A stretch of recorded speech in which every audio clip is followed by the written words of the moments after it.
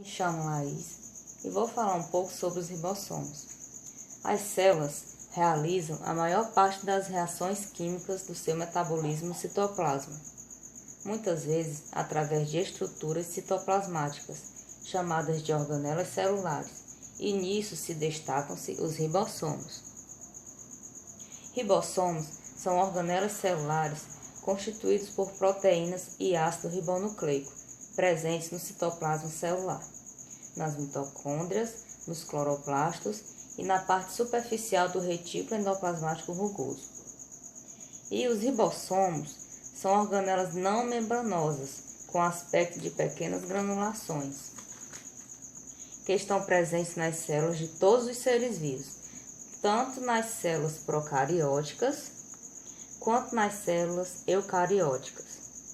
Os ribossomos são responsáveis pela síntese de proteínas, entre elas muitas enzimas que agem no metabolismo celular. Os ribossomos são constituídos por moléculas de RNA ribossômico, associada a várias proteínas. Então, pode-se dizer que formam uma constituição riboproteica. A estrutura de um ribossomo é formado por duas partes chamadas de subunidades, uma maior e outra menor, que se unem e formam um ribossomo funcional. Os ribossomos procarioto e eucarioto são praticamente semelhantes, mas os ribossomos eucariotos são um pouco maiores do que os procariotos. A origem dos ribossomos. Os ribossomos são formados a partir de trechos específicos do DNA, que são responsáveis por coordenar a síntese de RNA ribossômica.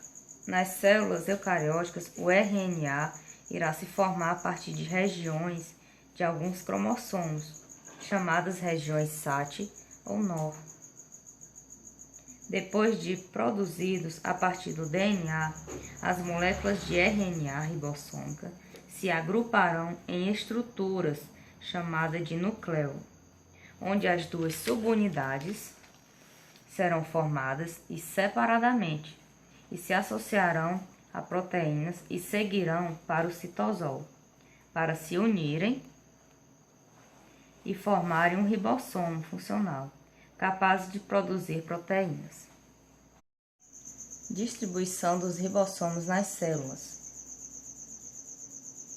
Os ribossomos nas células procarióticas ocorrem de forma livre, mergulhadas no citosol. Nas células eucarióticas ocorrem em 3 locais, mergulhados no citosol: livres e ribossomos aderidos ao retículo endoplasmático rugoso e no interior de algumas organelas celulares, como as mitocôndrias e os cloroplastos. Das células eucarióticas vegetais.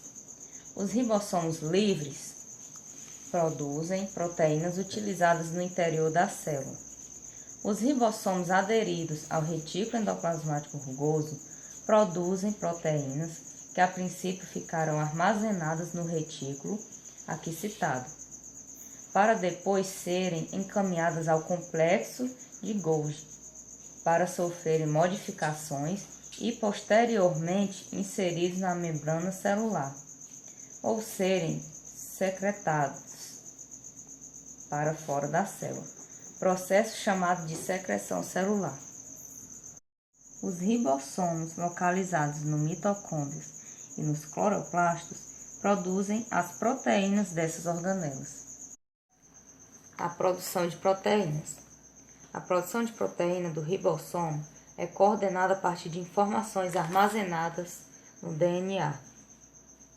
Nas células eucarióticas, a maior parte do DNA está presente no interior do núcleo celular, e os ribossomos, que são o local da síntese proteica, estão no citoplasma para coordenar a síntese proteica, a informação genética contida no DNA, e é expressa pela na forma de moléculas de RNA mensageiro.